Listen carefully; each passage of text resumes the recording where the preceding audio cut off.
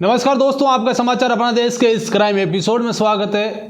साथियों, आज की जो कहानी है, इस कहानी के अंदर आप पूरी कहानी सुनोगे तो इस कहानी में आप खुद जो है बताना कि आखिरकार क्या वजह रही होगी या क्या जो है किसकी गलती है इसमें।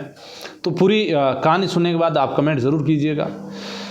ये कहानी है, एक 29 दिसंबर को एक वीडियो वायरल होता है। इस वीडियो के वायरल होने के बाद जब इस वीडियो को देखा जाता है तो इसमें एक व्यक्ति जो एक बेड पर पड़ा है, इसमें जो वीडियो में स्थिति है वो ऐसे नज़र आती है कि ये काफ़ी जो है अस्वस्थ है। इसके बाद दूसरे कमरे में जब जो वीडियो बनाने वाले होते हैं वो जाते हैं तो एक बेड पर एक चादर में लिपटी हुई एक लड़की जो है वो पड़ी है। जब उस चादर को हटाया जाता है तो वो उसके शरीर पर कोई भी कपड़ा नहीं था और ऐसे लग रहा था कि ये जो लड़की है इसकी उम्र वैसे तो 27-28 साल के आसपास है, लेकिन उस तस्वीर में देख रहे हैं तो करीब 80 साल की एक बुजुर्ग महिला नज़र आ रही है। पूरे शरीर पर एक कपड़ा नहीं था, लेकिन उसकी स्थिति बड़ी भयानक थी। बस कुछ हड्डियों का जो है कंकाल के तौर पर नज़र आ रहा था, लेकिन वो जिंदा थी। यानी कि पूरा शरीर ऐसे एक कंकाल का ढांचा जो होता है हड्डियों का, वैसे नज़र आ रहा था। तो बिल्कुल दुबली पतली शरीर, बिल्कुल भी कमज़ोर। तो इससे जाहिर होता है कि लड़की बहुत ज़्यादा बीमार है और हालत बहुत ख़राब है। जब इस वीडियो के वायरल होने के बाद आसपास के लोगों ने जब देखा तो लोगों का गुस्सा भी फूट गया कि आखिरकार वजह क्या है।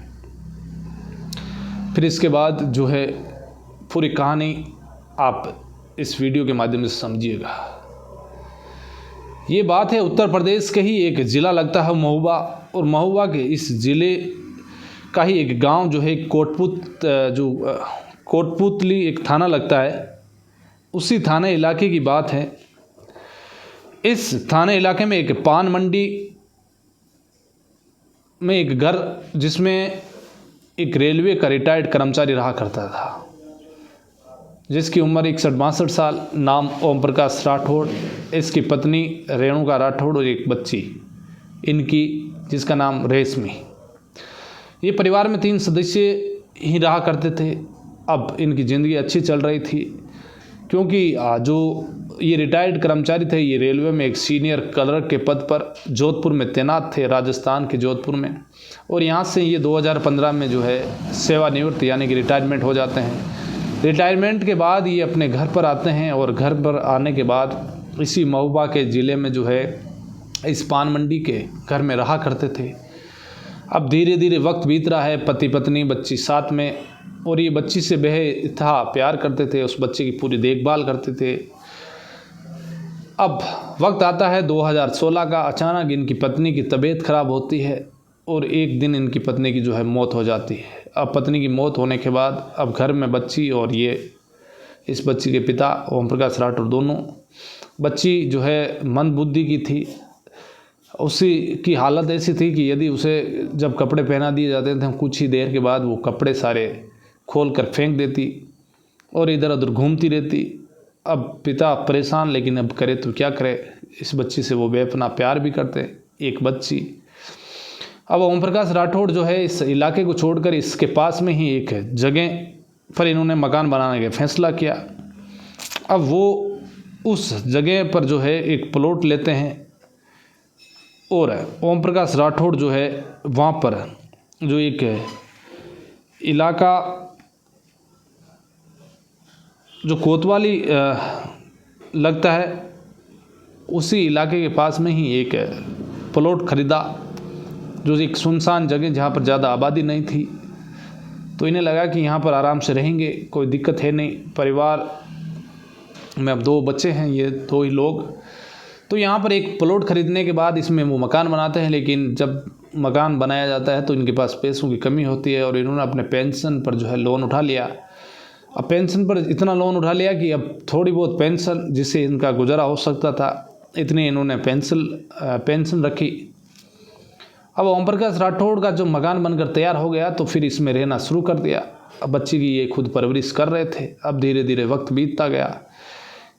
इसी बीच एक रोज़ की बात है कि एक महिला जिसका नाम राम देवी, ये जो है इसी शहर में लोगों के घरों में खाना वाना बनाती थी।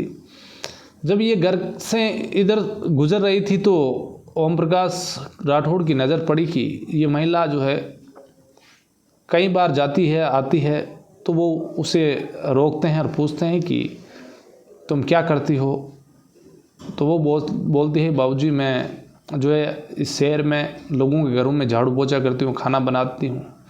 जब ये बात सुनते हैं ओम प्रकाश तो थोड़ा बहुत उनके चेहरे पर चमक आती है कि मुझे भी जो है खाने बनाने वाले की ज़रूरत है घर में, और अच्छी कोई महिला मिल जाए तो बढ़िया है। ओम प्रकाश राठौड़ उससे बात करते हैं तो वो कहती है कि मैं चाखरी गांव, एक पास में ही गांव है, उसकी रहने वाली हूँ। मेरा नाम जो है राम देवी है और मैं जो है खाना बनाती हूँ। तो जब ओम प्रकाश कहते हैं कि क्या तुम मेरे घर पर खाना बना सकती हो, मेरे एक मंदबुद्धि बच्ची है और मेरे लिए, दोनों के लिए खाना और घर में साफ़ सफाई कर सकती हो, तो तुम्हें मैं इसके बदले में जो तुम्हारी मजदूरी होगी वो दूंगा। तो वो कहती है साहब मैं अपने जो है पति से पूछूंगी कि मेरे पति यदि इजाज़त देंगे तो मैं क्यों ना आपके इस घर में भी खाना बना दूंगी। तो वो कहते हैं चलो ठीक है, तुम पूछ के मुझे बताना। इसके बाद वो अपने पति के पास जाती है। इसके पति का नाम राम कुशवाहा। वो उनसे पूछती है कि एक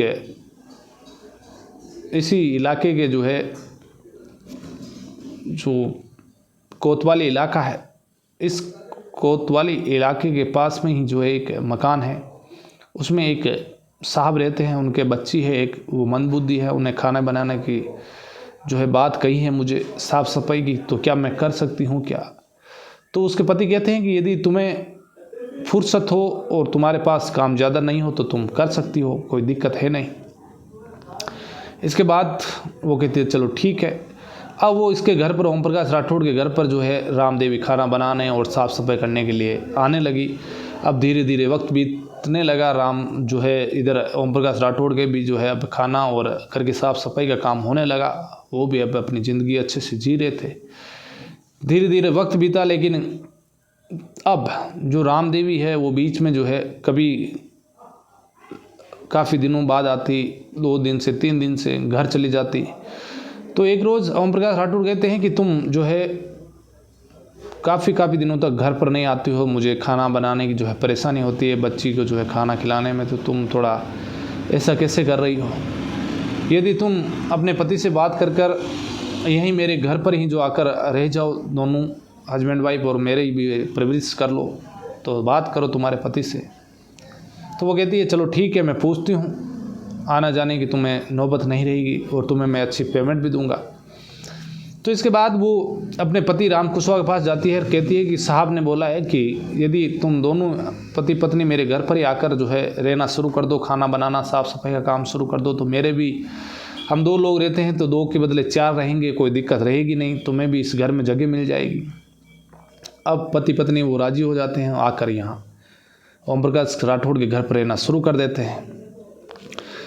अब धीरे धीरे वक्त बीतता गया और ये दोनों पति पत्नी इनकी जो है अच्छी खासी सेवा भाव में लग गए, घर पर काम करते।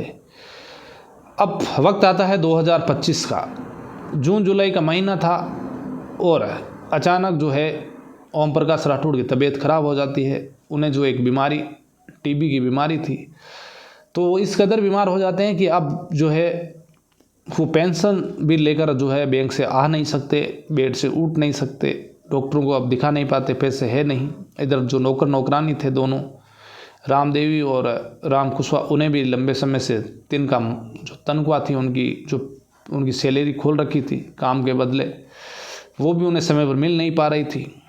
तो एक रोज़ वो इसी ओम प्रकाश राठौड़ के जो भाई होते हैं उनके पास जाती है और कहती है कि देखो साहब की तबीयत ख़राब है ओम प्रकाश राठौड़ की, और उन्हें जो है आप अस्पताल में दिखाइएगा, उनकी तबीयत बहुत ज़्यादा ख़राब है, वो उठ नहीं पा रहे हैं, पेंशन लंबे समय से ला नहीं रहे हैं, उनकी बच्ची की भी तबीयत ख़राब है, वो भी जो है कुछ ज़्यादा खा पी पाती नहीं है, और तुम जाकर उसे जो है दिखा सकते हो, तो हम आपसे आग्रह करते हैं। उसका भाई जो है इस बात को ज़्यादा सीरियस लेता नहीं है, लेकिन अब जो है घर पर जैसे तैसे करके नौकर नौकरानी उन्हें खाना देते, खिलाते पिलाते। लेकिन अचानक 27 दिसंबर की बात है कि जो इनके भाई होते हैं वो अपनी पत्नी के साथ आते हैं और एक वीडियो बनाते हैं। घर में देखते हैं कि उनका भाई जो है ज़्यादा बीमार है, पड़ा है बेड पर। उनकी जो ओम प्रकाश राठौड़ की बच्ची है वो भी पड़ी है। और जब ये वीडियो वायरल होता है तब तक 28 और 29 दिसंबर की बात है, अचानक ओम प्रकाश राठौड़ की तबीयत ज़्यादा ख़राब होती है और उनकी मौत हो जाती है। अब मौत होने के बाद जैसे ये वीडियो वायरल हुआ और लोगों के बीच गया तो फिर ये मामला पुलिस तक पहुंचा। जब मीडिया ने ज़्यादा इस मामले को हाईलाइट किया नहीं, और जब पुलिस इस मामले में इन्वॉल्व होती है तो पुलिस आकर पूछताछ करती है। सबसे पहले जो उस नौकरानी से पूछते हैं कि आखिरकार जब ये बात निकल कर आई कि उनके घर वालों ने बताया कि जो ओम प्रकाश राठौड़ के भाई कि हम इस घर पर आते थे तो नौकरानी दोनों ताला लगाकर कहीं चले जाते थे, बाज़ार में जाने का वो बताते थे, हम फ़ोन करते थे तब तो घंटू नहीं आते थे और बच्ची अंदर बंद रहती थी, ओम प्रकाश राठौड़ बंद रहते थे और उन्हें खाना नहीं दिया जाता था। जब ये बात सामने निकल कर आई तो फिर पुलिस ने पूछताछ करने के लिए उन्हें हिरासत में लिया है।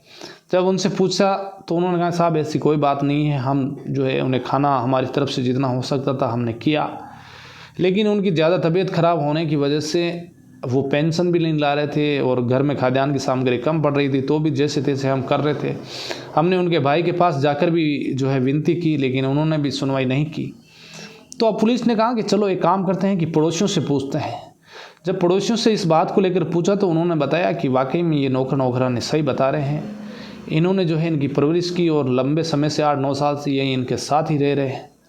इनके परिवार का कोई भी सदस्य इस घर में नहीं आया करता था। तो फिर उन भाई और उनकी भाभी से बात की जो ओम प्रकाश राठौड़ के थे, तो फिर वो ताक झाँक करने लगे इधर उधर। तो ये भी पता चला कि जो उनका जो मकान था, उनकी जो संपत्ति थी, उन्होंने पहले ही जो है वसीयतनामा बनाकर आधी 50% उनकी बेटी के नाम से कर दी और 50% जो नौकरानी थी राम देवी उसके नाम कर दी गई थी। तो क्या ये एक प्रॉपर्टी को लेकर उनके भाई ओम प्रकाश राठौड़ के उनके परिवार वालों ने दावा किया हो कि वो प्रॉपर्टी इनको नहीं मिलकर उन्हें मिले, और जब इसके बाद उस बच्ची को पुलिस ने जो है अस्पताल में एडमिट कराया और जब वो सही तंदुरुस्त हो जाए तो पुलिस ये चाहती है कि यदि उनके परिवार वाले उसकी परवरिश करें तो उन्हें सौंप दिया जाएगा, नहीं तो उसे सेटलर होम जहाँ पर ऐसे बच्चे रहा करते हैं मंदबुद्धि के, वहाँ पर उसे शिफ्ट किया जाएगा। तो अब इसमें एक पुलिस अधिकारी ने भी बताया है कि हम पूरी जांच करेंगे कि आखिरकार क्या वाकई में नौकरानी ने भी जो है इनके साथ कुछ बदसलूकी की, खाना नहीं दिया, ये भी एक एंगल से जांच करेंगे। और दूसरा एंगल ये भी है कि क्या इनके परिवार वाले जो हैं वो चाहते हैं कि इस नौकरानी को जो है 50% जो जायदाद है वो नहीं मिले, जो इन्होंने वसीयतनामा बना कर दिया।